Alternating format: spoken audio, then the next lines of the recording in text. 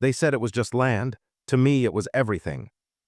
I left for one weekend, and when I came back, my family had sold it behind my back. What they didn't know was that betrayal lit a fire they couldn't put out. They say a piece of land is just dirt and grass. But to me, it was a heartbeat, steady, familiar, and alive. I grew up on that land. My earliest memories were of bare feet running through the wild grass, my hands digging little trenches in the soil, pretending I was building cities. The farmhouse creaked with age, the paint peeled off the walls, but it was home, solid and full of stories. My father used to say, "This land has been in our blood for generations. We don't just live on it, we belong to it." He was a quiet man, rough around the edges, but the way he spoke about the land made it feel sacred. My mother planted roses by the porch every spring, even though half of them never made it through the summer. She'd hum while watering them like she was singing to the ground itself. I grew up thinking I'd grow old there, maybe raise my own kids under that same roof, take care of the same soil my grandfather once tilled. I didn't want much. I didn't dream of cities or flashing lights. I dreamed of Sunday mornings on the porch, of the wind whispering through the wheat fields, of the smell of the earth after rain. But things changed after Dad passed. Mom got quieter and my uncles started showing up more often, talking about taxes, upkeep, and how the land was just too much. I was away at college by then, the first one in our family to go. I'd come back on breaks, fix what I could, and sit with Mom on the porch. She never said much about what was going on, and I never asked too hard. Maybe I should have. Looking back, there were signs, conversations that stopped when I entered the room. Papers shoved into drawers, but I trusted them. They were family. That trust felt like the strongest root in my life. I didn't know it was about to be ripped out. It was a Tuesday afternoon, cloudy, nothing special about it. I was in the middle of lunch at work, eating alone in the break room like usual when my phone rang. I almost didn't answer. It was my cousin Ray. We hadn't talked in months, maybe longer. "Hey man," he said, sounding casual, too casual. "Just figured you should hear it from me before someone else tells you." That's never a good way to start a conversation. They sold the land. My heart stopped. "What do you mean sold?" "Grandma signed it over." "Well, technically your mom did. The rest of us agreed. We closed the deal last Friday." I didn't hear the rest of what he said. My head buzzed. My stomach twisted into something sharp. I stared out the break room window at the cracked parking lot, the crumpled napkin in my hand, like they might give me answers. "Wait," I finally managed to say. "You sold the land, our land, without even telling me." He gave some excuse, something about how I was busy with work, how it was time to move on, how the offer came fast and it was a good deal. I could hear the discomfort in his voice, like even he didn't believe what he was saying. I hung up. I didn't yell. I didn't cry.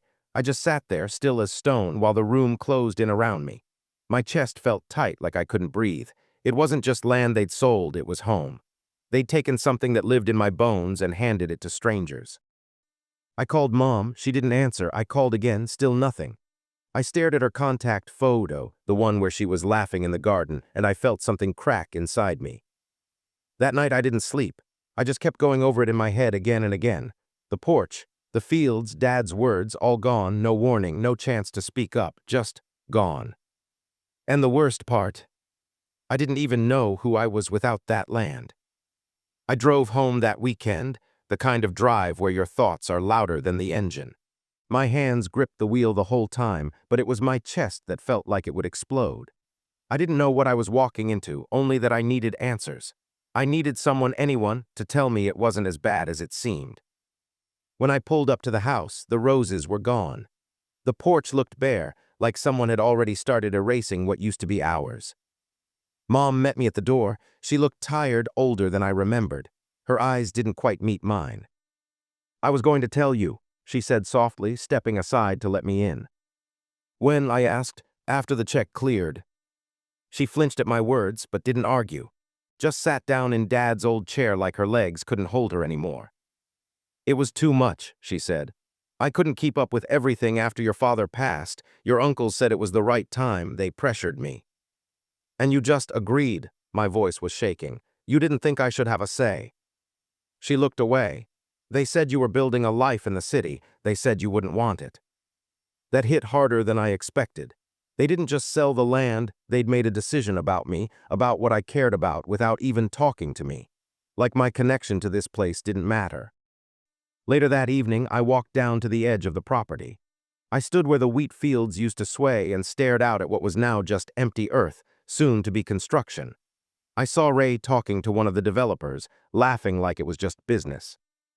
I overheard him say, "He'll be fine. He never really belonged here anyway." That cut deeper than anything else. All those years, I thought I was part of something, part of them. But somewhere along the way, they stopped seeing me as family. I was just the kid who left, the one who didn't fit. That night, I realized something. If I didn't belong here anymore, then maybe I needed to become someone they couldn't ignore. I left early the next morning. No goodbyes, no final looks. Just one last breath of the morning air that used to feel like home, and then I drove away. I didn't know where I was going, but I knew I couldn't stay. I didn't have much, a couple hundred in savings, a worn-out car, and a head full of questions that never stopped spinning. I found a cheap apartment on the edge of the city, the kind with paper-thin walls and neighbors you never made eye contact with. It wasn't much, but it was mine. And for the first time in a long time, I didn't owe anyone an explanation. The first few weeks were rough. I worked double shifts at a warehouse during the day and stocked shelves at a grocery store at night. My back ached constantly, and I lived off microwave noodles and black coffee. But I didn't complain. Hard work felt like the only thing I could control. Still, every night when I came home and closed the door behind me, the silence pressed down like a weight. I kept seeing Dad's face, kept hearing his voice. "This land is who we are." And then I'd remember Ray's laugh and those words. He never really belonged here anyway. I didn't want revenge, not then. What I wanted was to be more, not out of pride, but out of purpose. I needed to build something that couldn't be sold from under me, something I could stand on without fear. That's when I started reading. Late at night after work when my hands were too tired to do anything else. I read about real estate, property law, development strategies. I watched videos, took online courses. I studied like my life depended on it, because in a way it did. One night I came across an interview with a self-made developer who started with nothing. He said, "No one hands you a foundation, you build it yourself, one brick at a time." That stuck with me. That night I made a decision. If they thought I didn't belong, I'd build a world where I didn't need their permission. I stopped thinking like the boy who lost his land and started thinking like the man who would never let that happen again. There's something that changes in you when you stop waiting for someone to save you, when you finally realize you're all you've got. I picked up weekend shifts wherever I could find them, cleaning jobs, moving furniture, helping out on construction crews. It wasn't glamorous, but every dollar went into a separate savings account labeled My Future. I guarded that account like it was sacred. Every time my body ached or my pride stung, I'd check the balance and remind myself why I was doing this. I kept learning, too. I'd spend breaks reading city zoning codes, studying housing trends, figuring out how deals were made. I was like a man possessed. Some nights I barely slept, running on caffeine and grit. The people around me couldn't understand it. "Why push so hard?" they'd ask. I never explained. They didn't need to know that a broken promise and a stolen home were fueling every step I took. Eventually, I landed a job as a leasing assistant at a small apartment complex. It wasn't much, but it got me inside the business. I watched the owner closely, how he negotiated, how he talked to contractors, how he saw opportunity in places others ignored. He was a sharp man, tough but fair. One day he caught me looking over one of his contracts during lunch. "You thinking of doing this yourself one day?" he asked. I nodded, "Yeah, someday." He grinned, "Then stop waiting for someday, start small, start now." Those words lit something in me. That night I pulled every dollar from my savings and started looking for my first investment. I wasn't waiting for perfect anymore. I wasn't waiting for permission. They had taken the land that raised me. But now I was building the man who would never be taken lightly again. It wasn't much, a beat-up duplex on the rough side of town. The roof sagged, the paint peeled, and the plumbing wheezed like it had lungs full of dust. But when I walked through it for the first time, all I saw was potential. Everyone else saw a mess. I saw my first brick. The seller didn't ask many questions. I think he was just happy to unload the place.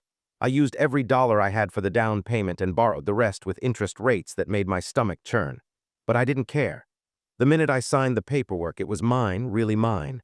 No cousins, no uncles, no one hovering over my shoulder waiting to make decisions for me. That night I sat on the floor of the empty living room, dust floating in the air like tiny memories. I leaned back against the cracked wall, stared up at the ceiling, and for the first time in years I smiled. Not because I had made it, but because I had started. Fixing it up took months. I did most of the work myself, patching drywall, sanding floors, learning to install tile by watching shaky YouTube videos on my phone. My hands stayed blistered and my back felt permanently bent. But every nail I drove into that house was like sealing a crack inside me. With each repair, I was rebuilding more than a property. I was rebuilding myself. When I finally rented out both units, the money barely covered the loan. But that didn't matter. I wasn't chasing profit. I was chasing proof that I could do this, that I wasn't just the kid who lost his land. I was a man with a vision, a plan, and now a start. Late one night, I drove past the house I grew up in. Someone else lived there now, new cars in the driveway. Porch lights a different color. I didn't stop. I didn't cry. I just nodded to myself. They sold my past, but I had just bought my future. After that first duplex, something inside me shifted. I started walking straighter, talking clearer. The fear that used to whisper in the back of my mind, "You're not enough, you don't belong, you'll never make it," began to quiet down. I bought my second property within the year, a triplex this time, still a fixer-upper, but a step up. I had saved more, learned more, negotiated smarter, and this time I hired help. Not because I was too good to do the work myself, but because I finally understood what it meant to lead, not just survive. The city didn't intimidate me anymore. I saw what others didn't: overlooked blocks, struggling neighborhoods, tired buildings with good bones. I didn't come in with bulldozers or flashy plans. I listened. I talked to the people living there. I asked what they needed, what they were tired of being ignored about. Slowly, I began earning trust, not just from tenants or contractors, but from myself. I stopped looking back so much, stopped checking the rearview mirror for ghosts. But then came the letter. It was from my cousin Ray, just a short note handwritten in sloppy blue ink. "Heard you're doing pretty well. Things didn't go the way we planned either. No hard feelings, right?" He didn't ask how I was, didn't mention the land, didn't apologize. For a moment I wanted to throw the letter out, but I didn't. I folded it, slipped it into a drawer, and closed it softly. Because I finally understood, people like Ray would always find a way to sleep at night. I didn't need revenge. I didn't need an apology. What I needed was distance, the kind built not by running away, but by rising above. I had properties now, tenants who relied on me, people who looked at me like I was part of the solution. I was becoming something steady, something real. And for the first time in a long time, I wasn't chasing what I lost. I was building what I deserved. Years had passed since that bitter phone call, but the memories never faded. One afternoon, I found myself driving back toward the neighborhood where it all started, the place they'd sold without me. The streets felt smaller now, the buildings taller, like the city was swallowing up everything I once knew. I parked a few blocks away from the old family property.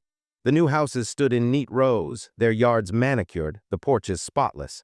I felt like a stranger in my own story. But this time I wasn't just visiting, I had a plan.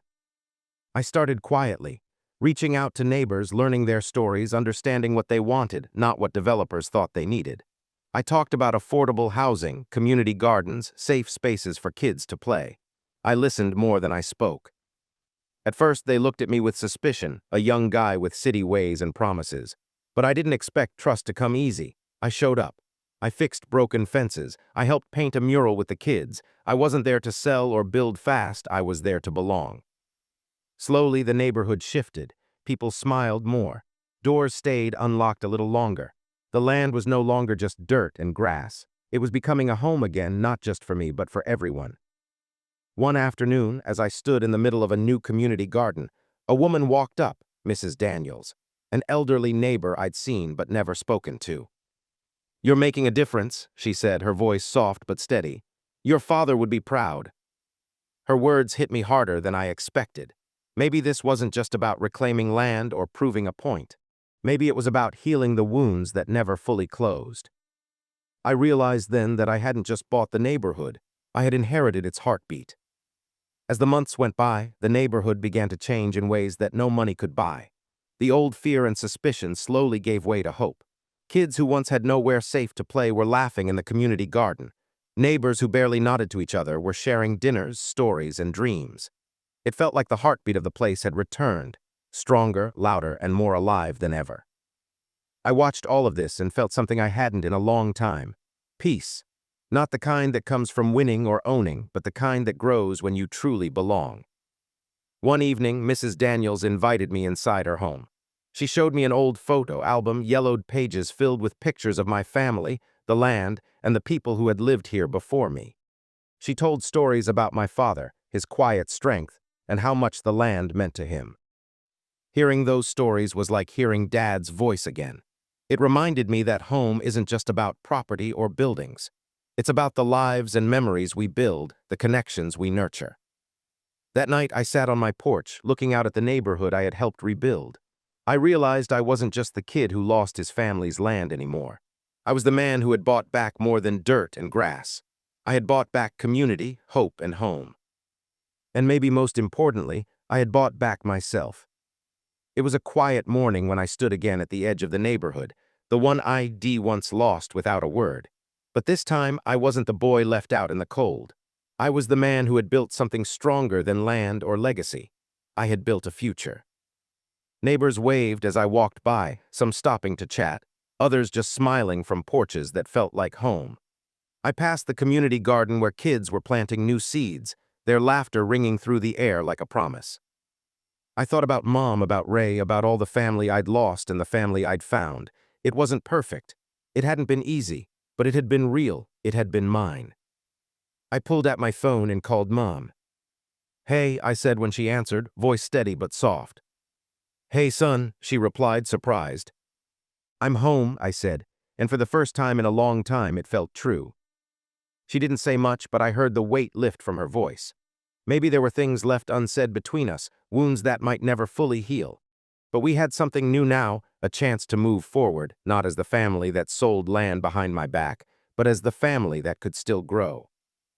I looked out over the neighborhood, the place where my story began and the place where I had rewritten it. The land wasn't just soil beneath my feet. It was hope, resilience, and the power of never giving up. I smiled, knowing this was only the beginning. Because sometimes the hardest losses lead to the greatest victories. And sometimes the man you have to become is the one who shows the world you belong, no matter what.